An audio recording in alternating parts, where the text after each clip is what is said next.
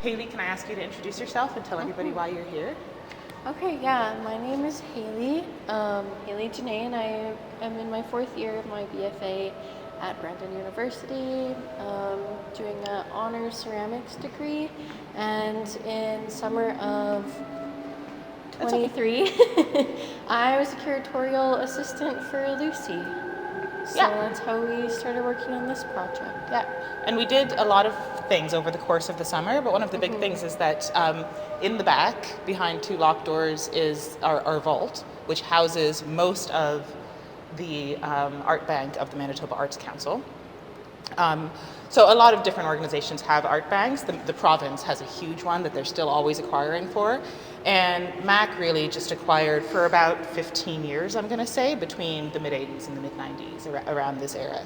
So a lot of things in this exhibition are undated, but it was contemporary art at the time they were collecting, so we can pretty confidently date things around there. And in last January, the show that was on in the main gallery was Kurt Knoll, who I knew from knowing, from anticipating what was going to be in there, that he loves to play with humor and kind of visual puns. And then I knew from being a teenager in the 90s that Gen X loves jokes and humor. And I was like, okay, Haylee, go ahead and look for the jokes in this collection. And I was sure that she would find them.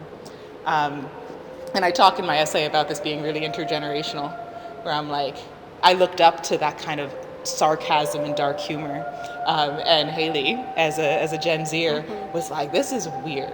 So, so let's start with what you say you started over here. Okay. Let's start with those.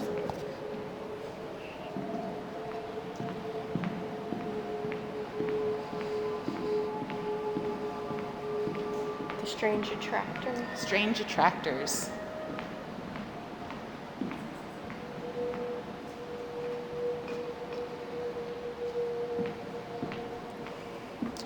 So it actually, there's a, I don't know if there's no more triptychs than this, but there's a few more kind of toy photographs than we included in the exhibition, but these are kind of the 3 that really stood out to you. So yeah, this, for me, when we were talking about the exhibition and when I started in summer of 23, I had only taken survey of Western art with Lucie and no contemporary art history courses to inform what I was looking at.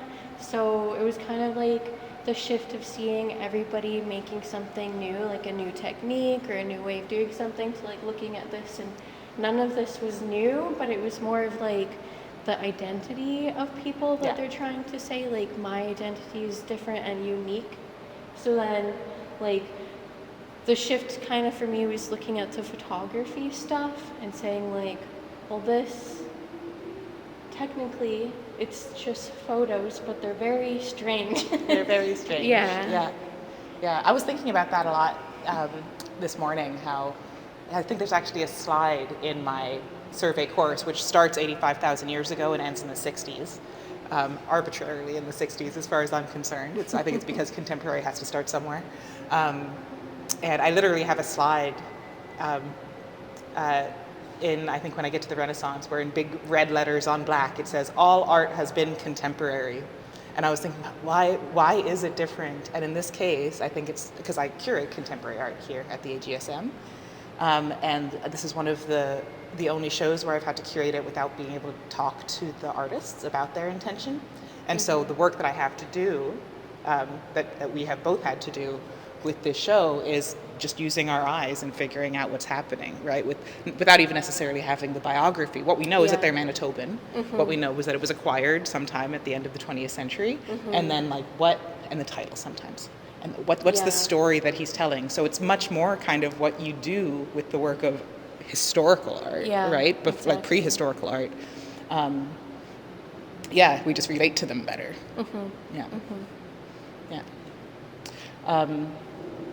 So you started here, and I was like, okay, well, these are all pictures of toys, so there's play, right? So that's kind of a joke. And then we'll see, I think, the direction that you went was much more into the weird than the funny. Like funny, weird, not funny, haha, right? Let's walk down to Diana. So I think all of you would be familiar with Diana Thornycroft, who does A lot of she works with toys a lot, right? She does these kind of maquettes and a lot of pencil crayon. It's all quite sexual when she has a choice in the pencil crayon. But these photographs are clearly early work from her. So. Yeah, and like even the black and white kind of is why I started pulling out stuff to like fit in together. Yeah. The lack Just visually. of color. Yeah, visually. Yeah. I mean, everything was informed visually. Like when I started, I was looking at these little thumbnails on the drive of this stuff. I'm gonna go get the remote.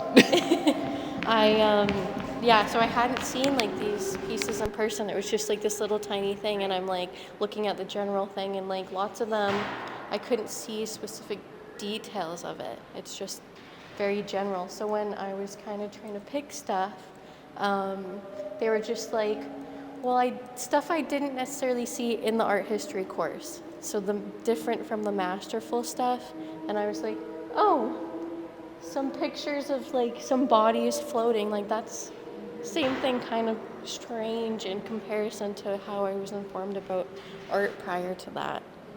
Diana was my drawing instructor at university. Oh, really?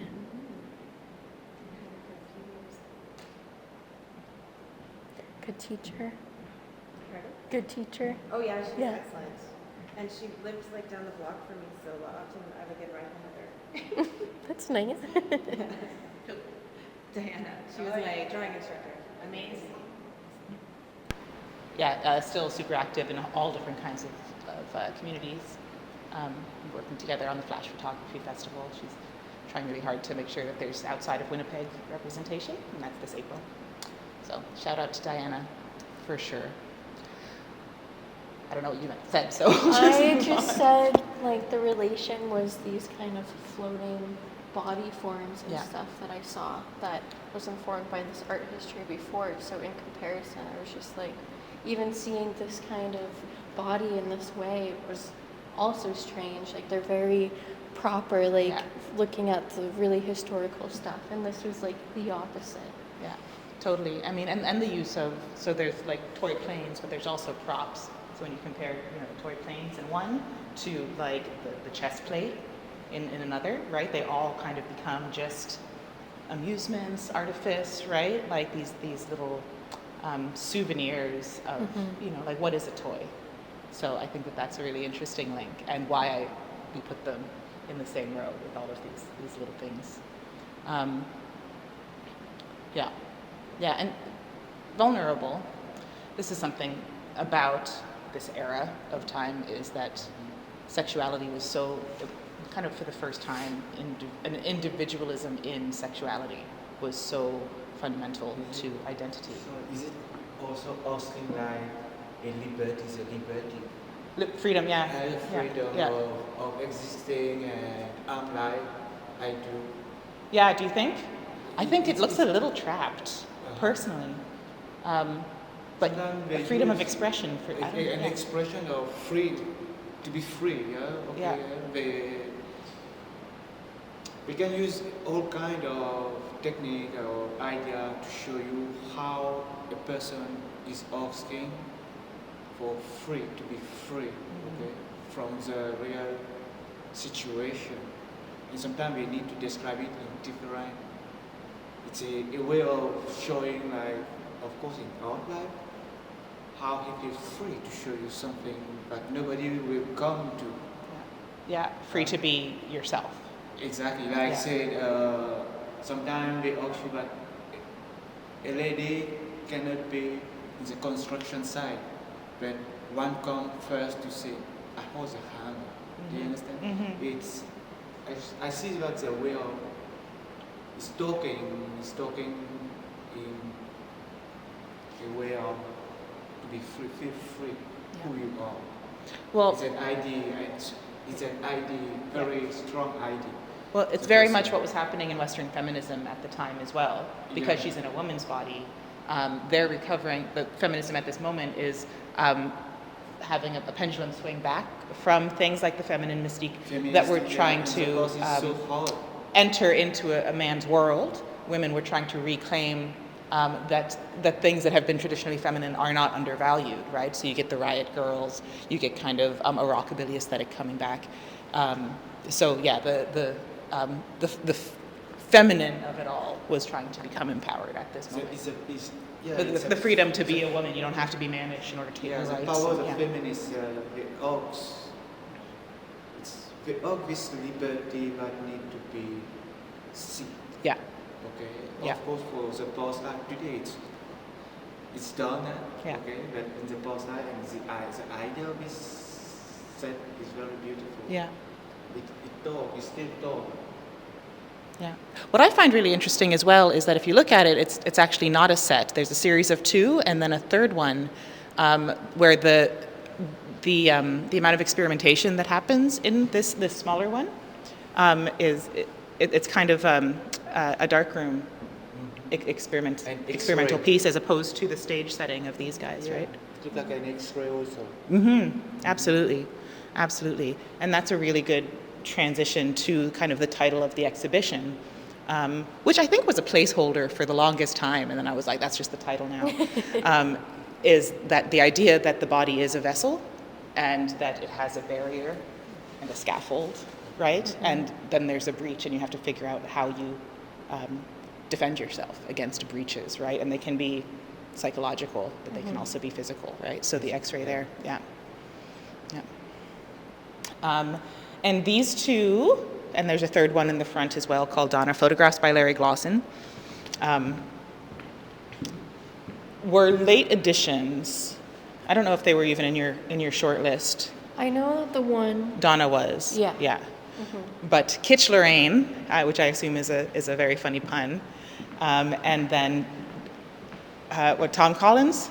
Yeah, Tom Connor here, and then Donna in the front. What's really interesting about all of these photographs is that they're holding their own shutter release, right? So he's the photographer, and we assume, without having spoken to the artist, again, this is the fun work of art history, that he's just asked them to set up a self-portrait, but it's not a self-portrait because he's the artist here. So they've all chosen the actual instant that they're presenting themselves as they want to be seen, right?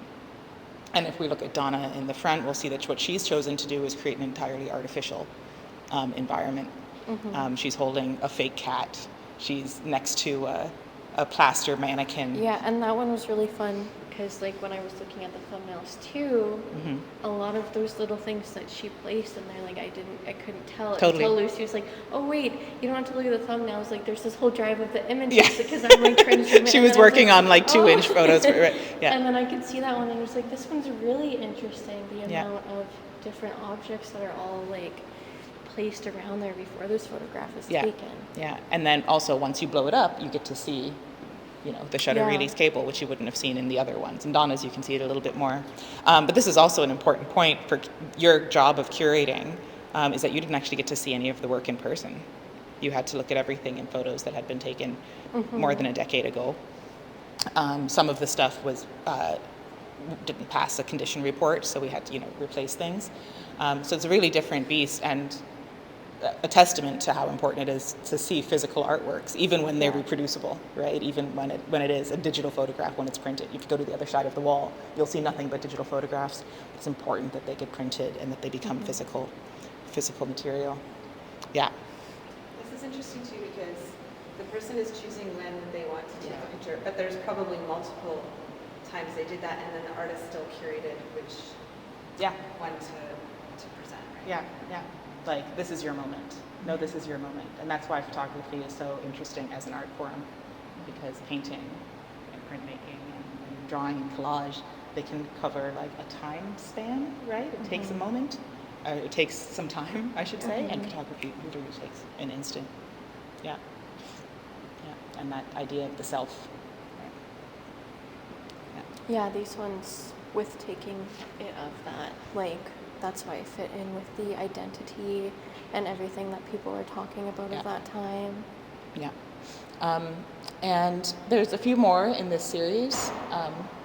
The Tom Connor in particular is so subtle, right? If it was outside of a series, I don't know if you would even recognize it as having this much meaning. and retro, kind of 50s. Hi there.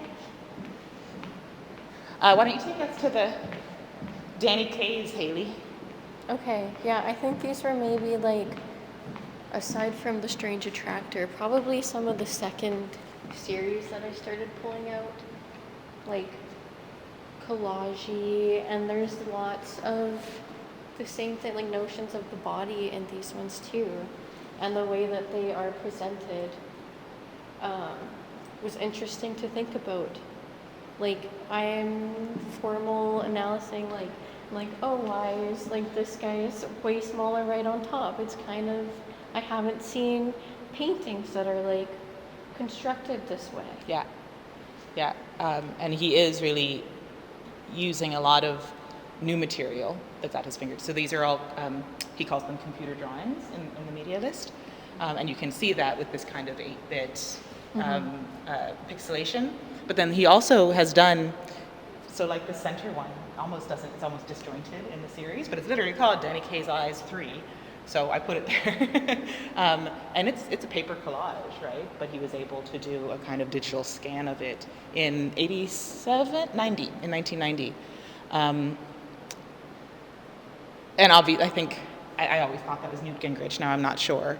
But, there's a boxer here and a politician or a televangelist, I'm not sure. And all of the messaging that he can get about kind of bringing things out of the box, right? Out of the TV box, the computer box. Yeah. I didn't have time this morning, but he has a video called Danny Kaye's Eyes, which is the name of this series. It's also very strange. On Vukavu that I haven't watched. Can you tell me? I don't remember it. Like, I was one of the first things that I looked up, and I was like, this really informs what it's like seeing these in an entire video. Yeah. Yeah. Like, these are kind of video stills, we think. Yeah. Yeah. So Danny Kaye is not Gene Kelly in White Christmas. He's that actor, right? Fabulous dancer, singer, comedian. As far as we can tell, it has nothing to do with him. I think that probably it just zooms, like that's not even him, the eyes there. That's right, like the whole time I'm like, why? Yeah, exactly. I want to talk to him, and we might get to talk to him at some point during the exhibition. Yeah, we're going to reach out to all of these artists to see if they want to have a conversation. But just incredibly of the time, because it's dealing with this technology, as opposed to these other pieces by him, like Winnipeg and Town Square, which have used analog collage techniques, if you get close, and then photograph them in order to flatten them. And what I think about these is that he's protecting himself by creating these multiples, right? I feel like there's a word that I'm missing, but when you have a crowd of kind of anonymous drones, I keep picturing them kind of walking around going beep, beep, beep, beep, beep, just a swarm of humans, but he's using a really classical art vernacular to do it, right? They all seem like they're lounging about kind of in ancient Greece, right? Yeah, there's like familiar poses with the artworks that we were studying prior to the summer, like this one specifically, like we've seen paintings done with that. Yeah. So then that's like maybe this node to the importance of the original, but through the identity and individual experiences of them. Yeah. And another thing that's happening historically, contextually, is in Canada, sexual orientation had just been added to the Human Rights Charter. In the States, don't ask, don't tell, which is as long as we don't know and you don't tell us, you're allowed to serve in the military if you're gay, was considered like the liberal compromise to not letting gay people serve in the military. So this idea of again, how much your genitalia and your sex life affects your outward presentation to the world is really at the forefront of everybody's mind in a way that I think can't be overstated, right? Yeah, and it was also generationally intensely divided, the issues of those surrounding kind of queer identity and presentation. It was pretty stark line in the sand. So that should be said about the way that he's defending himself in this, with all of these kind of silly, right? They're silly characters, they're vulnerable, and again, they're kind of walking around burp, burp, burp, burp, Yeah. Well, also just the way that it's collaged and everything, it has kind of the same feeling for me as some of the toys that we see in these photographs. Yeah.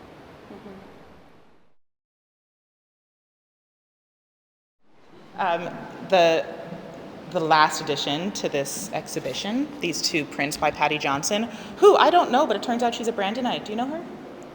No? Patty Johnson? Apparently she was more involved in the gallery in like 2000, so this is, from my elder.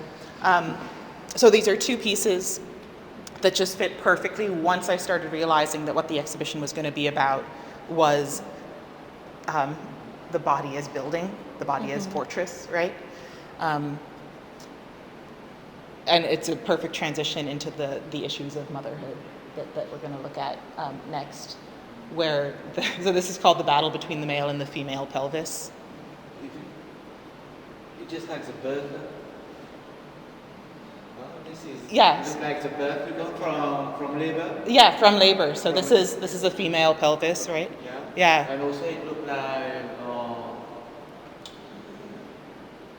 I'm going to save you from the grave of life.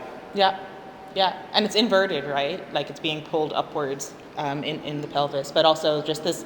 So this is a monoprint, right? So everything is on a sheet, and then you get one chance to do it, which is where you get all of this great texturing, right? It's just the ink on a sheet that's gonna transfer completely, with an underpainting that gives it its color. But she's also used these classical columns and arches at top, right, in order to give it strength. And obviously in this one where you have this kind of Aphrodite figure, being a archetype of womanhood, right, standing strong. You have the caryatids, the women who are architectural features in Greek architecture. It's a symbolism. This is the symbolism of purity. So yeah, at the art historically, when you would have a woman, a female form carved into a pillar, she would usually be clothed. That was at a moment in art history when men were nude and women were clothed, because that was virtue. That was the virtue that was assigned to those relative genders. So the fact that she is in the role of a pillar, she's a caryatid who is nude, is flipping that virtue potentially. But also the idea that the female pelvis has kind of more superpowers than the male pelvis does, but hierarchically, right? It's being held up. So I could be wrong. If I'm not, then it's pretty on the nose commentary. Yeah. And she does have a third piece that's in Winnipeg, so it's not in this show, that seems to be a kind of flayed male form, so kind of a medical kind of examination of the interior of a male body. Yeah.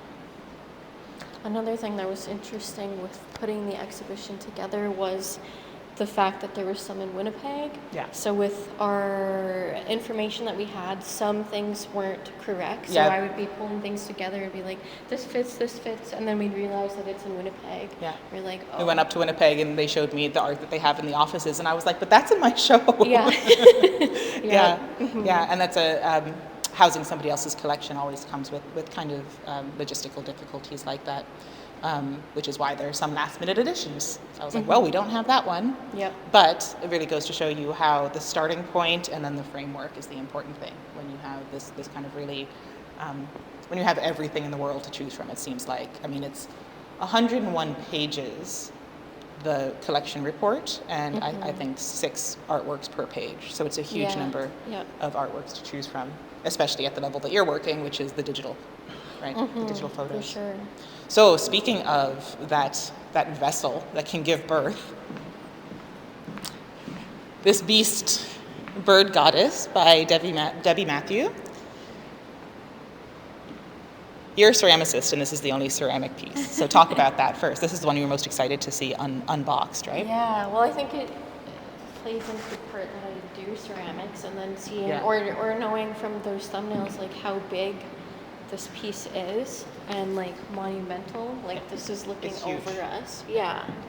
So the importance and everything around that. And yeah, the first time I saw this was yesterday.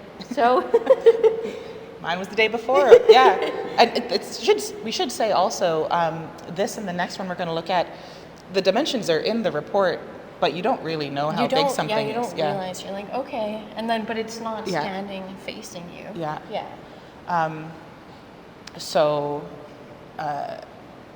formal interpretation of this, what I'm going to say is that the bird, first of all, lays eggs, which is a different mode of reproduction, of creation, right? But is also notoriously fragile and hollow-boned. And so by doing these, 2-inch thick coils and these human finger bones as wings, and then replacing feathers with the mane, right? The transcendent bird has become something kind of immutable, something immortal even. And it is damaged, but on the floor here we can see 2 panels that actually are cupboard doors that would cover up this womb and this right breast. But the hinges are attached with epoxy that's become too brittle, so the hinges won't hold anymore. So we have this incredibly sturdy structure, right? Uncrushable, like a bird would be, and in her womb is an egg, housing an egg made out of feathers and skin, right? Is this fragile thing. Yeah, I kind of looked at this as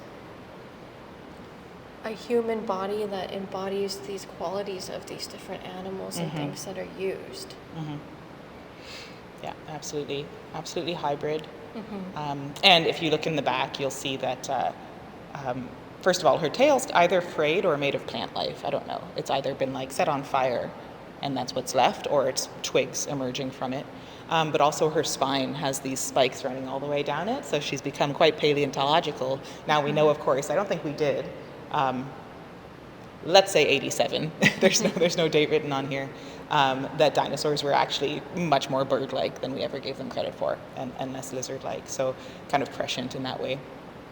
I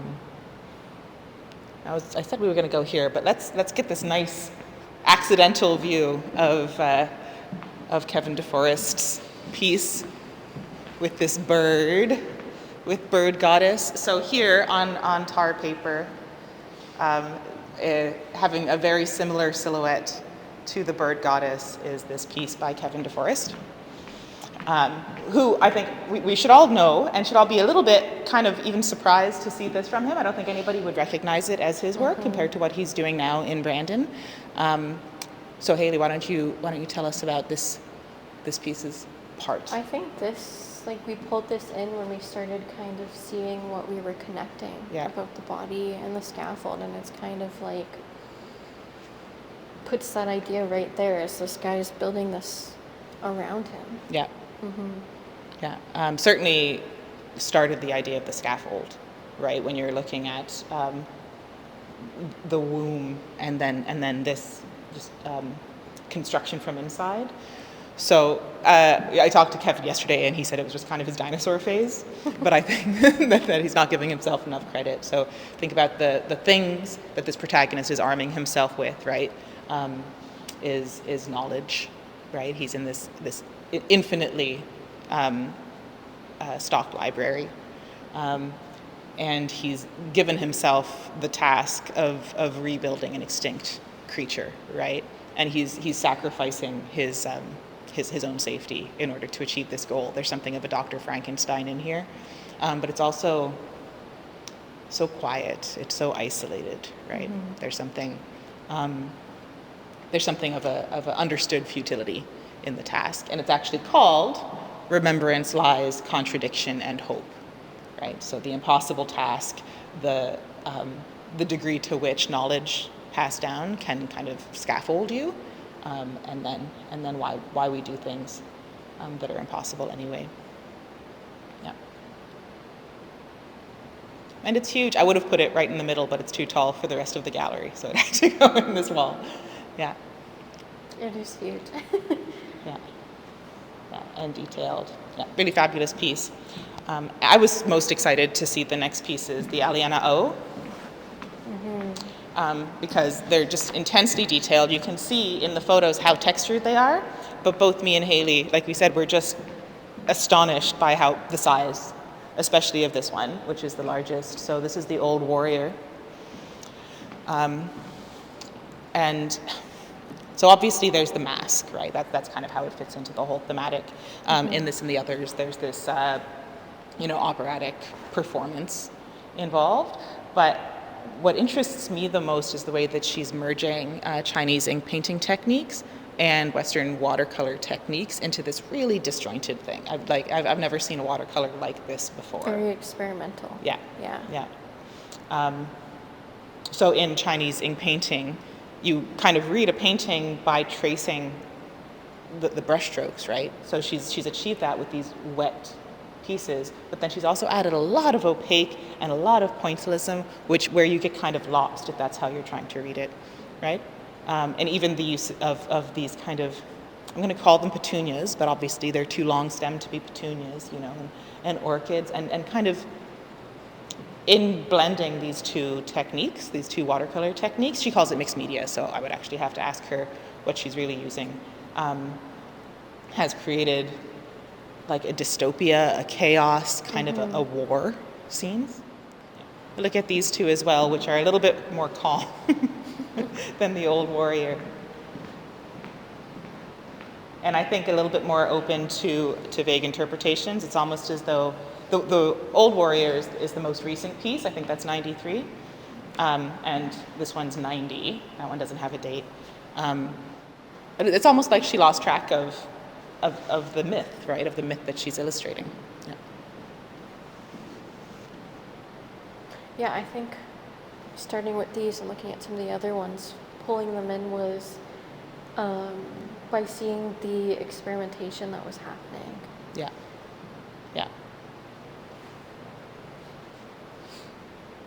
Do you think, what do you think would have happened if, this is something that I play with my students too, so you don't have to answer because I'm not giving you a grade. But I always say, what would happen if you changed one thing? So in this exhibition, if you started with these three instead of with the William Eakin, where do you think you would have gone?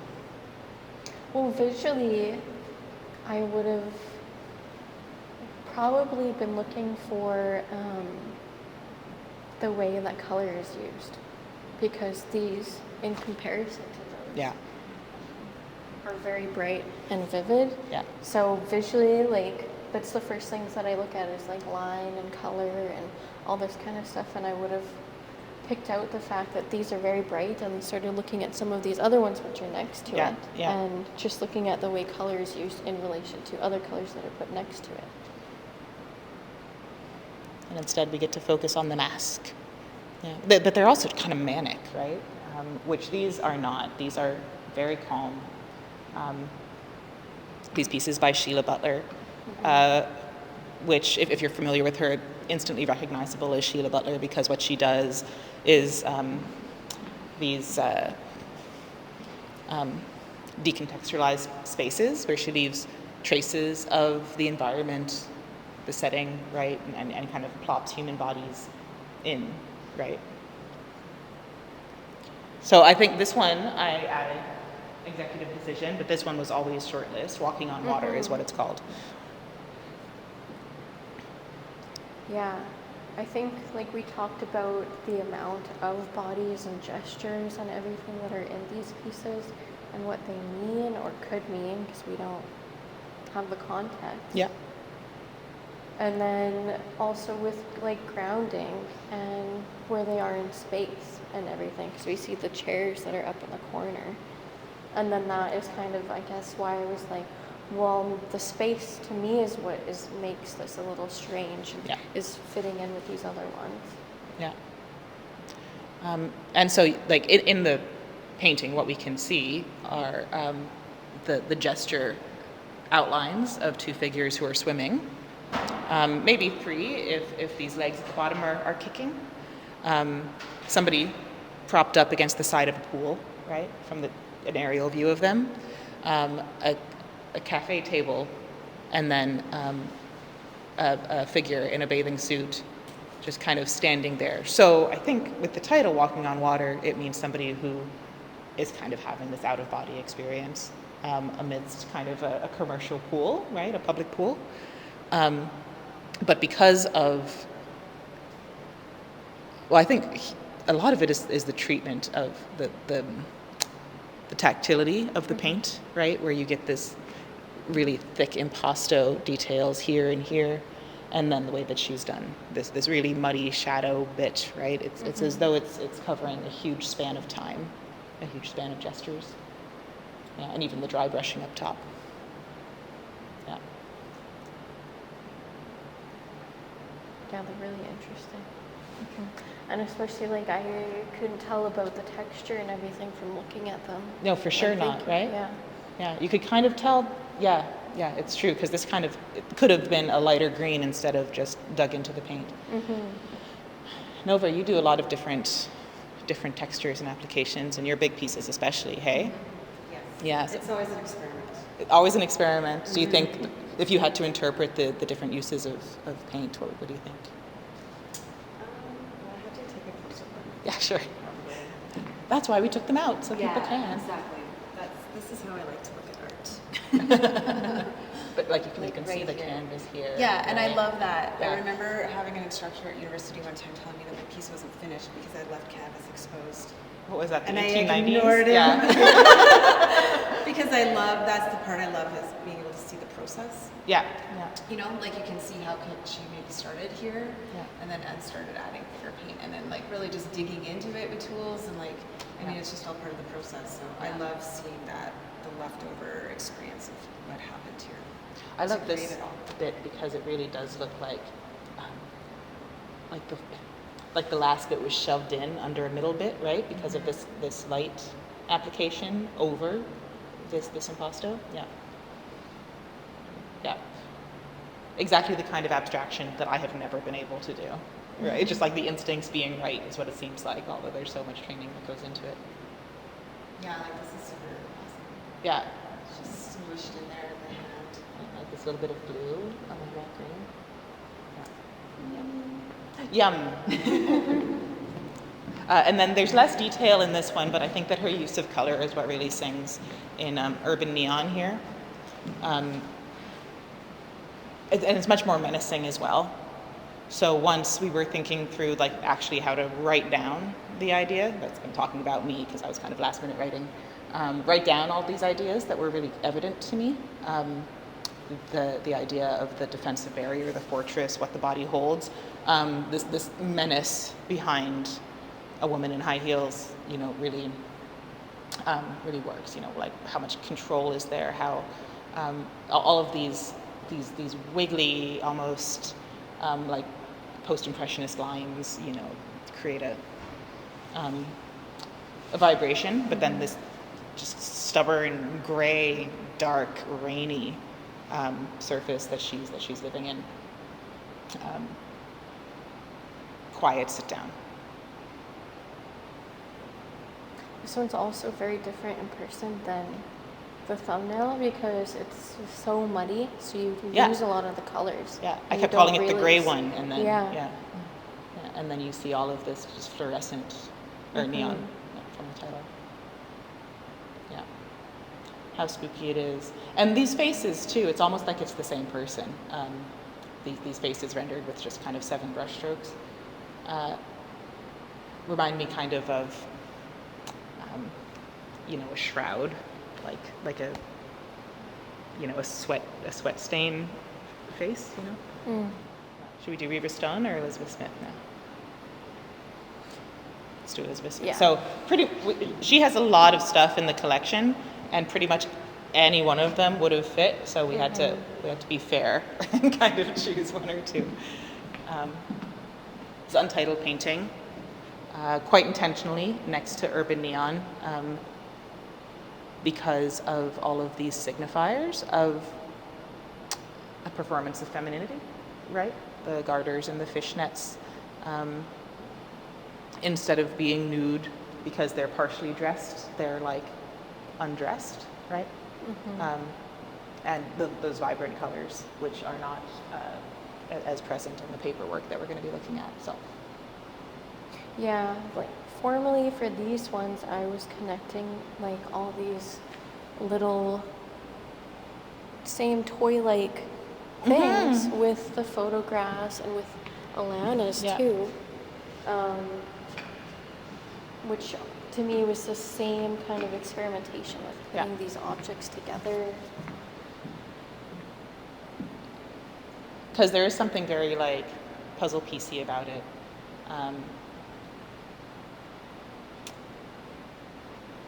What she's interested in, what we're going to see a lot more of, is this dreamscape, right? The floating body, and the floating body, for her, I don't think is vulnerable. I think it's a means of escape. It's if you're immaterial, you know, no harm can come to you. But in this one, because of the grounding of these forms, they have become something outside of nature, right? So they're kind of surrounded by these little points of Eden, and then pulled away. Yeah. And really interesting uses of color. The way that she does it, very neon, like the Sheila. I think they're wonderful. And fluid. Paired together, very fluid. Yeah, very Chagall-y. Yeah. Yeah. But also does draw on the binary of, you know, human and nature, which these don't, right? Moonscape and Olympia and the sea creatures are absolutely telling stories about the symbiosis of the human animal and the rest of it, right? The distinctions are much less clear, but she's also used, you can see, kind of handmade paper pulp and sculpted all of these things and added some collage elements. So the way that Sheila Butler is using different treatments of paint, she's using just completely different materials constantly, and using them to great effect. Like there's a little kind of guinea pig here in the corner that's really sharp line, right? And the human figure in Moonscape here is just a mid-tone, right? It's really incorporating them into the conversation. I'll always put anything with sea monsters in it into a show, but the same thing is happening there with all of that incredible texture, which again you couldn't see. Yeah. And it's interesting, like there's even all these shadows from the way that things are overlapped that add something to the work that is unique to where it's being shown. Absolutely. And like you can like sneak in the side and there's something hidden, right? Like you can see that the image continues underneath this bit. So they're dreamscapes, right? We call them specifically dreamscapes because it's not possible. None of it can reconcile into a reality that we can move around in, and yet it's all very familiar, right? And there's one last Anne Smith, which is Dream sequel with dancers. When I called them dreamscapes, I was being serious. And this one was supposed to be at MAC. This wasn't supposed to be here. Ooh, I've lost our tour.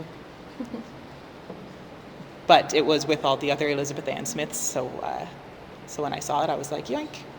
Specifically because there was a scaffold, but then the more I looked at it, the more I saw a combination of what's happening in those paperworks versus the painting of those kind of malevolent, impish, earthbound humans compared to these pastoral nudes that are kind of plummeting from this scaffold, right? And circus iconography, but set in this weird forest, right? Yeah, really playful and again experimental. Yeah, experimental and weird and dark and kind of sarcastic, right? Just like the 90s. Yeah. For sure, with these just kind of really, really childishly rendered faces, right? Yeah, I just love that structure that comes out through the middle. It's like impossibly tall, but it's all cut off at the same level, so it's like the end of the world, right? It's almost like the sky is a ceiling. Yeah, so I'm really happy that we have this one in there. Even though there's a little schmutz on the mat. That's okay. And then finally, Riva stones reproduce, which I think is just, it keeps scaring us deeply. Every time we walk by the gallery, we go, oh my God. Because it's life size and she's very judgmental.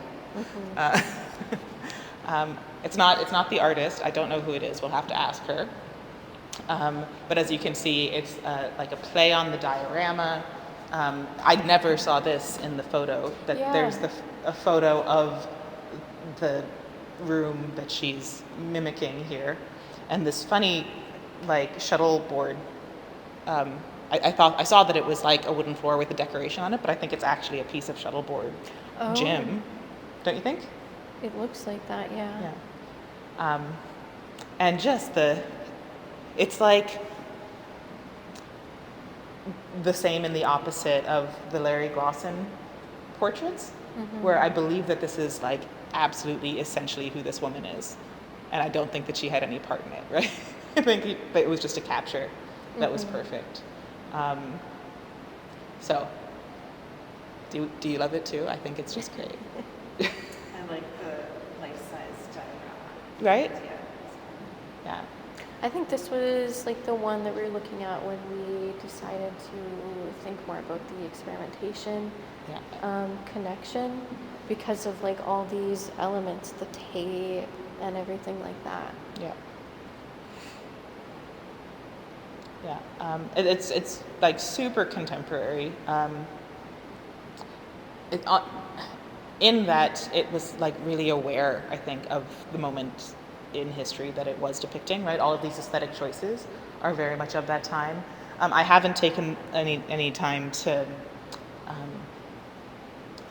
figure out all of these kind of glyphs that are hidden, right? There's handwriting everywhere, but there is in small tetra type the words reproduce and multiply on the wall panels back there. And I think just because with the tool of human empathy, we can kind of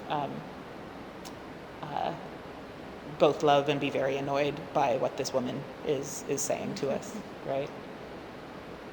Yeah, and if you can see, there's a white-haired man with a beard sitting in an easy chair in the living room behind her there.